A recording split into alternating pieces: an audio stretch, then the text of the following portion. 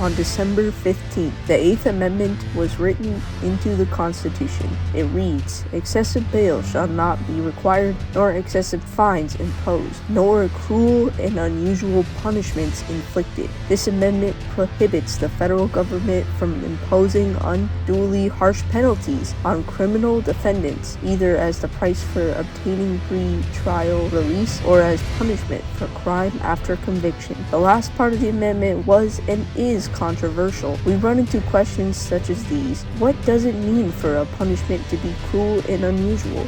How do we measure a punishment's cruelty? And if a punishment is cruel, why should we care whether it is unusual? Join me as we dive into the history and groundwork of this amendment in this episode of Forbidden Tortures of America. Back in Europe, crime, mainly stealing, was widespread as many poor people could not afford to pay for food. However, punishments were harsh. In order to stop others from committing crimes, there were many reasons why the English legal system was so harsh at this time. Attitudes of wealthy men who made the law were unsympathetic. They felt that people who committed crimes were sinful, lazy, or greedy and deserved little mercy. As the rich made the laws, they made laws that protected their interests. Torture instruments in Europe include the Iron Maiden, the rack, and the breaking wheel. In 1689, a century before ratification of the U.S. Constitution, England adopted a Bill of Rights that prohibited cruel and unusual punishments. In 1776, George Mason included a prohibition of cruel and unusual punishments in the Declaration of Rights he drafted for the Commonwealth of Virginia. In 1791, this same prohibition became the central component of the 8th Amendment to the U.S. Constitution. When the United States Constitution was first ratified by the states, it did not contain a Bill of Rights, and it did not prohibit cruel and unusual punishments. The debates that occurred while the states were deciding whether to ratify the Constitution shed some light on the meaning of the cruel and unusual punishments clause, because they show why many people thought this clause was needed.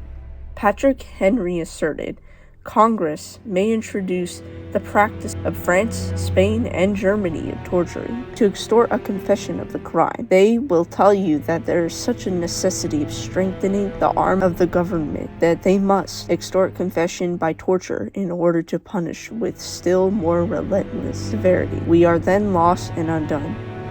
Patrick Henry was one of the founding fathers of the United States and the first governor of Virginia, a gifted orator and major figure in the American Revolution. His rousing speeches, which included a 1775 speech to the Virginia legislature in which he famously declared, "Give me liberty, or give me death," fired up America's fight for independence. An outspoken anti-federalist, Henry opposed the ratification of the U.S. Constitution, which he felt put too much power in the hands of a national government. His influence helped create the Bill of Rights, which guaranteed personal freedoms and set limits on the government's constitutional power. Largely as a result of these objections, the Constitution was amended to prohibit cruel and unusual punishments. Areas of disagreement concerning the meaning and application of cruel and unusual punishment. What standards should the court use in deciding whether a punishment is unconstitutionally cruel?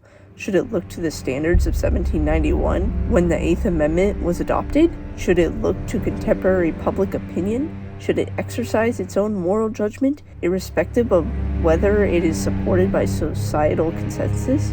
Should it look to some other standard? Are some modern methods of punishment, such as the extended use of solitary confinement or the use of a 3-drug cocktail to execute offenders, sufficiently barbaric to violate the 8th Amendment?